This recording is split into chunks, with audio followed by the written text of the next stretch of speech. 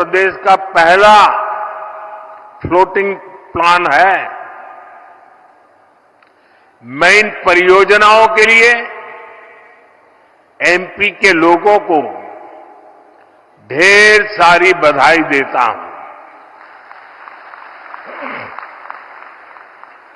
साथियों, आज हम सभी के लिए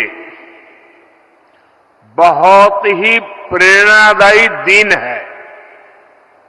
आज श्रद्धेय अटल जी की जन्म जयंती है।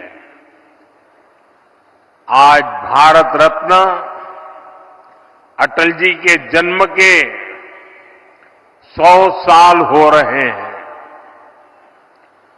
अटल जी की जयंती का ये पर्व सुशासन की, सुसेवा की हमारी प्रेरणा का भी पर्व है। थोड़ी देर पहले जब मैं अटल जी की स्मृति में डाक टिकट और स्मारक सिक्का जारी कर रहा था तो अनेक पुरानी बातें मन में चल रही थी। बरसों बरसों तक उन्होंने मुझ जैसे अनेक कार्यकर्ताओं को सिखाया है, संस्कारित किया है। देश के विकास में अटल जी का योगदान हमेशा हमारे स्मृति पटल पर अमिट रहेगा। मध्य प्रदेश में 1100 से अधिक अटल ग्राम सेवा सदन के निर्माण का काम आज से शुरू हो रहा है। इसके लिए पहली किस्त भी जारी की गई है। अटल ग्राम सेवा सदन गांवों के विकास को नई गति देंगे। साथियों, हमारे लिए सुशासन दिवस सिर्फ एक दिन का कार्यक्रम भर नहीं है। गुड गवर्नेंस, सुशासन भाजपा सरकारों की पहचान है। देश की जनता ने लगातार तीसरी बार केंद्र में भाजपा की सरकार बनाई। मध्य प्रदेश में आप सभी लगातार भाजपा को चुन रहे हैं। इसके पीछे सुशासन का भरोसा ही सबसे प्रबल है। और मैं तो जो विद्वान लोग हैं, जो लिखा पट्टी एनालिसिस करने में माहिर है, ऐसे देश के गणमान्य लोगों से आग्रह करूंगा कि जब आजादी के 75 साल हो चुके हैं तो एक बार इवैल्यूएशन किया जाए। 100-200 विकास के, जनहित के, गुड गवर्नेंस के पैरामीटर निकाले जाएं और फिर जरा हिसाब लगाएं कि कांग्रेस सरकारें जहां होती हैं वहां क्या काम होता है, क्या परिणाम होता है। जहां लेफ्ट वालों ने सरकार चलाई, कम्युनिस्टों ने सरकार चलाई, वहां क्या हुआ। जहां परिवारवादी पार्टियों ने सरकार चलाई, वहां क्या हुआ। जहां मिलीजुली सरकारें चली, वहां क्या हुआ। और जहां जहां भाजपा को सरकार चलाने का मौका मिला, वहां क्या हुआ। मैं दावे से कहता हूं, देश में जब जब भाजपा को जहां जहां भी सेवा करने का अवसर मिला है, हमने पुराने सारे रिकॉर्ड तोड़ के जनहित के, जन कल्याण के और विकास के कामों में सफलता पाई है। निश्चित मानदंडों पर मूल्यांकन हो जाए, देश देखेगा कि हम जन सामान्य के प्रति कितने समर्पित हैं। आजादी के दीवानों ने जो सपने देखे थे, उन सपनों को साकार करने के लिए हम दिन रात पसीना बहाते हैं। जिन्होंने देश के लिए खून बहाया, उनका रक्त बेकार न जाए, हम अपने पसीने से उनके सपनों को सींच रहे हैं। और सुशासन के लिए अच्छी योजनाओं के साथ ही उन्हें अच्छी तरह लागू करना भी जरूरी है। सरकार की योजनाओं का लाभ कितना पहुंचा, ये सुशासन का पैमाना होता है। अतीत में कांग्रेस सरकारें घोषणाएं करने में माहिर हुआ करती थी। घोषणाएं करना, फीता काटना, दिया जलाना, अखबार में तस्वीर छपवा देना, उनका काम वही पूरा हो जाता था और उसका फायदा कभी भी लोगों को नहीं मिल पाता था। प्रधानमंत्री बनने के बाद मैं प्रगति के कार्यक्रम का एनालिसिस में पुराने प्रोजेक्ट देखता हूं, मैं तो हैरान हूं। 35, 40 साल पहले जिसके शिलान्यास हुए, बाद में वहां 1 इंच भी काम नहीं हुआ। कांग्रेस की सरकारों की ना तो नीयत थी और ना ही उनमें योजनाओं को लागू करने की गंभीरता थी। आज हम पीएम किसान सम्मान निधि जैसे योजना का लाभ देख रहे हैं। मध्य प्रदेश के किसानों को किसान सम्मान निधि के 12,000 रुपया मिल रहे हैं। ये भी तभी संभव हुआ जब जन धन बैंक खाते खुले। यहां एमपी में ही लाडली बहना योजना है। अगर हम बहनों के बैंक खाते न खुलवाते, उनको आधार और मोबाइल से ना जोड़ते, तो क्या ये योजना लागू हो पाती? सस्ते राशन की योजना तो पहले से भी चलती थी।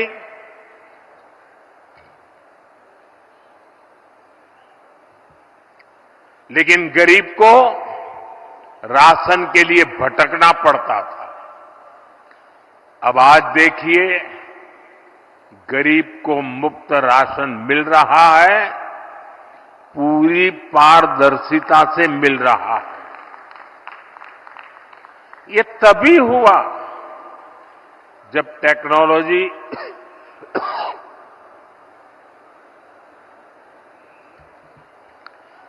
टेक्नोलॉजी लाने के कारण फर्जीवाड़ा बंद हुआ। जब एक देश एक राशन कार्ड जैसी देशव्यापी सुविधाएं लोगों को मिली, साथियों, सुशासन का मतलब ही यही है कि अपने ही हक के लिए नागरिक को सरकार के सामने हाथ फैलाना न पड़े, सरकारी दफ्तरों के चक्कर न काटने पड़े। और यही तो सैचुरेशन की 100% लाभार्थी को 100% लाभ से जोड़ने की हमारी नीति है।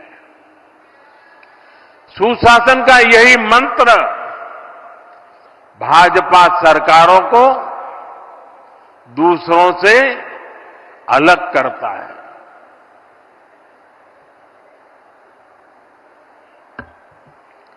आज पूरा देश इसे देख रहा है, इसलिए बार बार भाजपा को चुन रहा है। साथियों, जहां सुशासन होता है, वहां वर्तमान चुनौतियों के साथ ही भविष्य की चुनौतियों पर भी काम किया जाता है। लेकिन दुर्भाग्य से देश में लंबे वक्त तक कांग्रेस की सरकारें रही।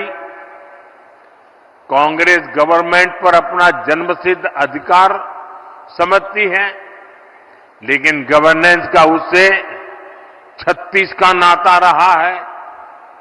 जहां कांग्रेस, वहां गवर्नेंस हो ही नहीं सकती। इसका बहुत बड़ा खामियाजा दशकों तक यहां बुंदेलखंड के लोगों ने भी भुगता है। पीढ़ी दर पीढ़ी यहां के किसानों, यहां की माताओं बहनों ने बूंद बूंद पानी के लिए संघर्ष किया। ये हालात क्यों बने? क्योंकि कांग्रेस ने कभी जल संकट के स्थायी समाधान के बारे में सोचा ही नहीं। साथियों, भारत के लिए नदी जल का महत्व क्या है, इसको समझने वाले पहले लोगों में, और आपको भी जब बताऊं तो आश्चर्य होगा, यहां किसी को भी पूछ लीजिए, हिंदुस्तान में किसी को पूछ लीजिए कि देश आजाद होने के बाद सबसे पहले जल शक्ति, पानी का सामर्थ्य, पानी के लिए दूरंदर्शी आयोजन, इसके विषय में किसने सोचा था, किसने काम किया था? यहां मेरे पत्रकार बंधु भी जवाब नहीं दे पाएंगे। क्यों? जो सच्चाई है उसको दबा के रखा गया, उसे छिपा करके रखा गया, और एक ही व्यक्ति को क्रेडिट देने के नशे में सच्चे सेवक को भुला दिया गया। और अब मैं बताता हूं, देश आजाद होने के बाद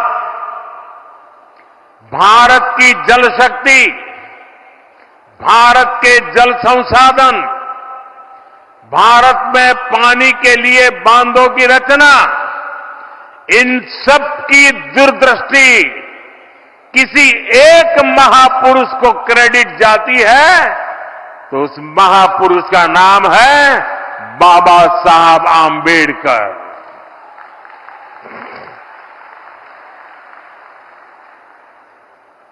भारत में जो बड़ी नदी घाटी परियोजनाएं बनी, इन परियोजनाओं के पीछे डॉक्टर बाबा साहब आंबेडकर का ही विजन था। आज जो केंद्रीय जल आयोग है, इसके पीछे भी डॉक्टर आंबेडकर के ही प्रयास थे। लेकिन कांग्रेस ने कभी जल संरक्षण से जुड़े प्रयासों के लिए, बड़े बांधों के लिए बाबा साहब को श्रेय नहीं दिया, किसी को पता तक नहीं चलने दिया। कांग्रेस इसके प्रति कभी भी गंभीर नहीं रही। आज 7 दशक बाद भी देश के अनेक राज्यों के बीच पानी को लेकर कुछ न कुछ विवाद है। जब पंचायत से पार्लियामेंट तक कांग्रेस का ही शासन था, तब ये विवाद आसानी से सुलझ सकते थे। लेकिन कांग्रेस की नीयत खराब थी, इसलिए उसने कभी भी ठोस प्रयास नहीं किए। साथियों, जब देश में अटल जी की सरकार बनी तो उन्होंने पानी से जुड़ी चुनौतियों को हल करने के लिए गंभीरता से काम शुरू किया था। लेकिन 2004 के बाद उनके प्रयासों को भी जैसी अटल जी की सरकार गई, वो सारी योजनाएं, सारे सपने ये कांग्रेस वालों ने आते ही ठंडे बस्ते में डाल दिया। आज हमारी सरकार देश भर में नदियों को जोड़ने के अभियान को गति दे रही है। केन बेतवा लिंक प्रोजेक्ट का सपना भी अब साकार होने वाला है। केन बेतवा लिंक प्रोजेक्ट से बुंदेलखंड क्षेत्र में समृद्धि और खुशहाली के नए द्वार खुलेंगे। छतरपुर, टीकमगढ़, निवाड़ी, पन्ना, दमोह और सागर सहित मध्य प्रदेश के 10 जिलों को सिंचाई सुविधा का लाभ मिलेगा। अभी मैं मंच पे आ रहा था, मुझे यहां के अलग अलग जिलों के किसानों से मिलने का मौका मिला।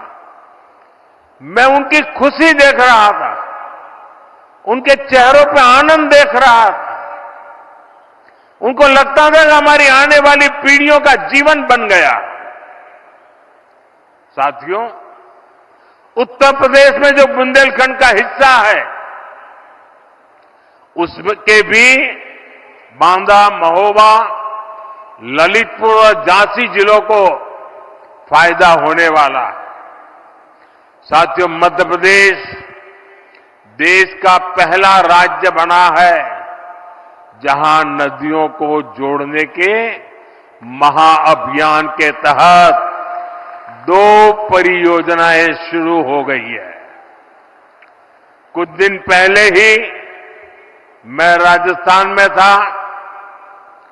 मोहन जी ने उसका विस्तार से वर्णन किया।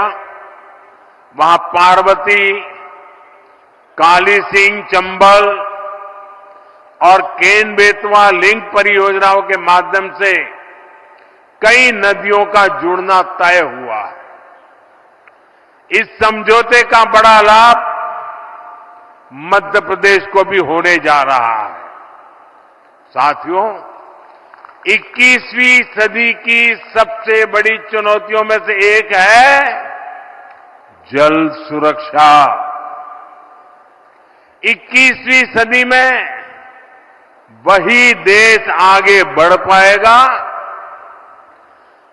वही क्षेत्र आगे बढ़ पाएगा जिसके पास पर्याप्त जल होगा और उचित जल प्रबंधन होगा।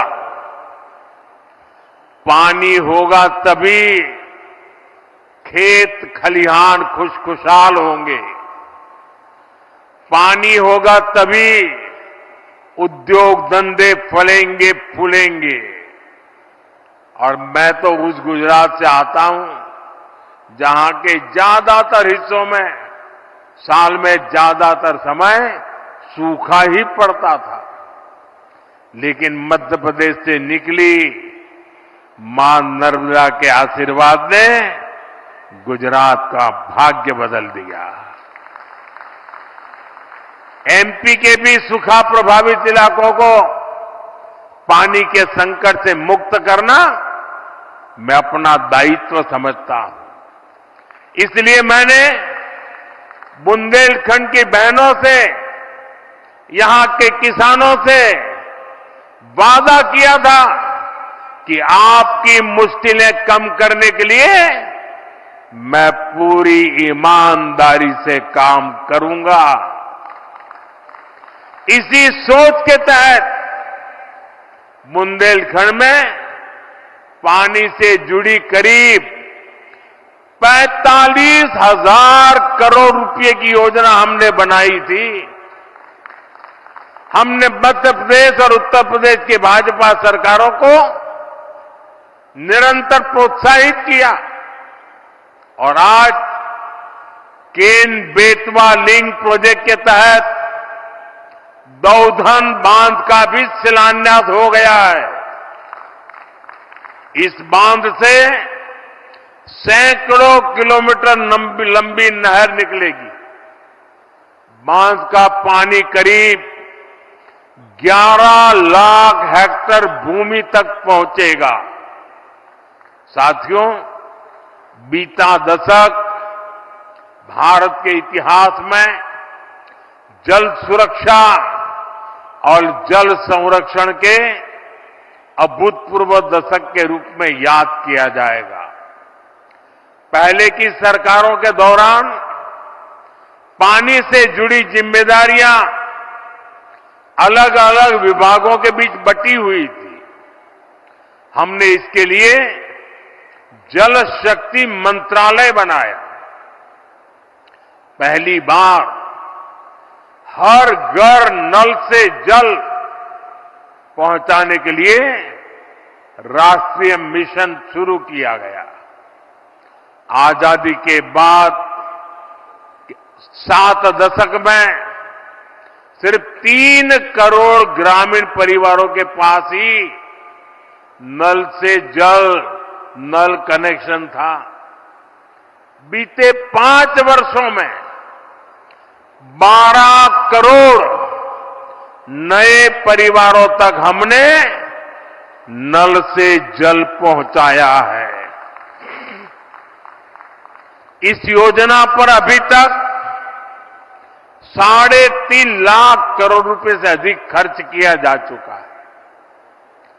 जल जीवन मिशन का एक और पक्ष है जिसकी उतनी चर्चा नहीं होती, वो है पानी की गुणवत्ता की जांच। पीने के पानी को टेस्ट करने के लिए देश भर में 2100 वाटर क्वालिटी लैब बनाई गई है। पानी को टेस्ट करने के लिए गांवों में 25 लाख महिलाओं को ट्रेन किया गया है। इससे देश के हजारों गांव जहरीला पानी पीने की मजबूरी से मुक्त हो चुके हैं। आप कल्पना कर सकते हैं, बच्चों को, लोगों को बीमारियों से बचाने के लिए ये कितना बड़ा काम हुआ है। साथियों, 2014 से पहले देश में ऐसी 100 के करीब बड़ी सिंचाई परियोजनाएं थी जो कई दशकों से अधूरी पड़ी हुई थी। हम हजारों करोड़ रुपए खर्च करके इन पुरानी सिंचाई परियोजनाओं को पूरा करवा रहे हैं। हम सिंचाई के आधुनिक तौर तरीकों का भी उपयोग बढ़ा रहे हैं। पिछले 10 साल में करीब करीब 1 करोड़ हेक्टेयर भूमि को माइक्रो इरिगेशन की सुविधा से जोड़ा गया है। मध्य प्रदेश में भी पिछले 10 साल में करीब 5 लाख हेक्टेयर भूमि माइक्रो इरिगेशन से जुड़ी है। बूंद बूंद पानी का सदुपयोग हो, इसे लेकर लगातार काम हो रहा है। आजादी के 75 वर्ष पूरे होने पर हर जिले में 75 अमृत सरोवर बनाने का अभियान भी चलाया गया। इसके तहत देश भर में 60,000 से ज्यादा अमृत सरोवर बनाए गए। हमने देश भर में जल शक्ति अभियान कैच द रेन भी शुरू किया है। आज देश भर में 3 लाख से अधिक रिचार्ज वेल बन रहे हैं। और बड़ी बात यह कि इन अभियानों का नेतृत्व जनता जनार्दन खुद कर रही है। शहर हो या गांव, हर क्षेत्र के लोग इनमें बढ़ चढ़कर हिस्सा ले रहे हैं। मध्य प्रदेश सहित देश के जिन राज्यों में भूजल स्तर सबसे कम था, वहां अटल भूजल योजना चलाई जा रही है। साथियों, हमारा मध्य प्रदेश टूरिज्म के मामले में हमेशा से अव्वल रहा है। और मैं खजुराहो आया हूं और पर्यटन की चर्चा ना करूं, ऐसा भला हो सकता है क्या? पर्यटन एक ऐसा सेक्टर है जो युवाओं को रोजगार भी देता है और देश की अर्थव्यवस्था को भी ताकत देता है।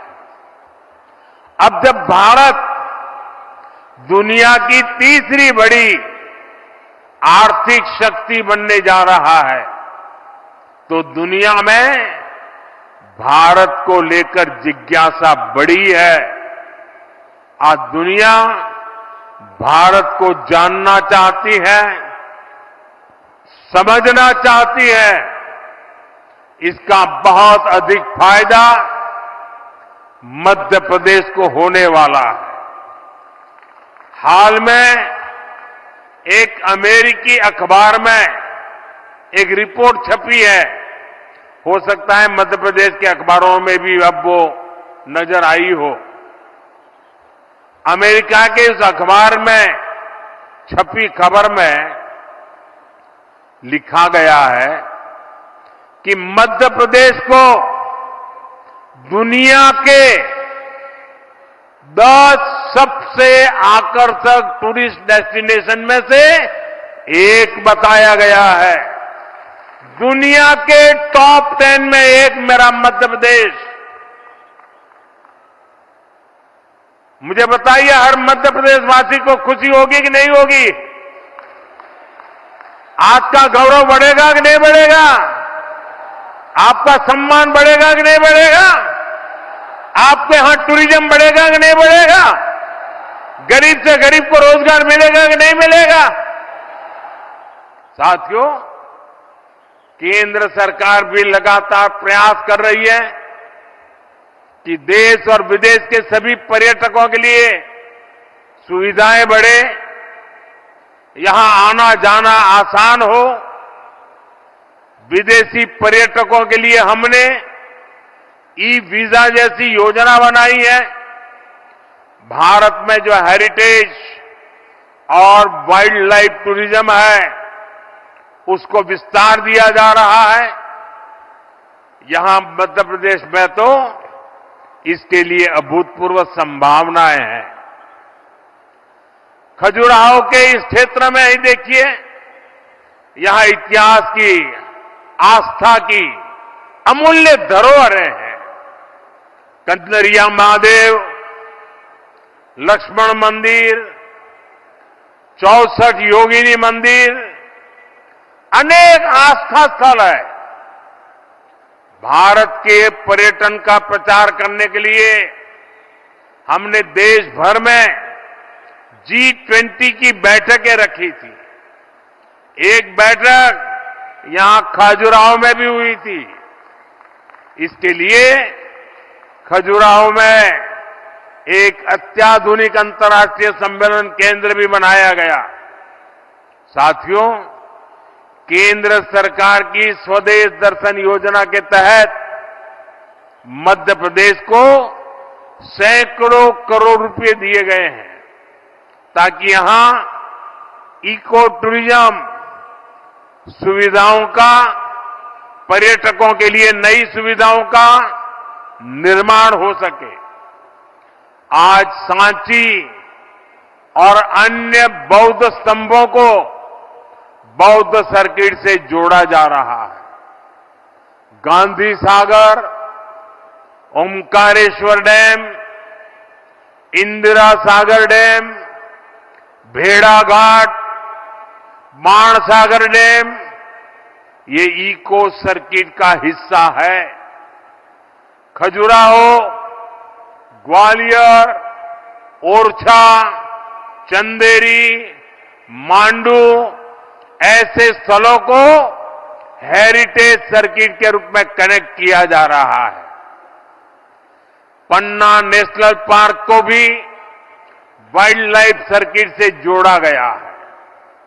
बीते वर्ष तो पन्ना टाइगर रिजर्व में ही करीब 2.5 लाख पर्यटक आए हैं। मुझे खुशी है कि यहां जो लिंक नहर बनाई जाएगी उसमें पन्ना टाइगर रिजर्व के जीवों का भी ध्यान रखा गया है। साथियों, पर्यटन बढ़ाने के सारे प्रयास स्थानीय अर्थव्यवस्था को बड़ी ताकत देते हैं। जो पर्यटक आते हैं वे भी यहां का सामान खरीदते हैं।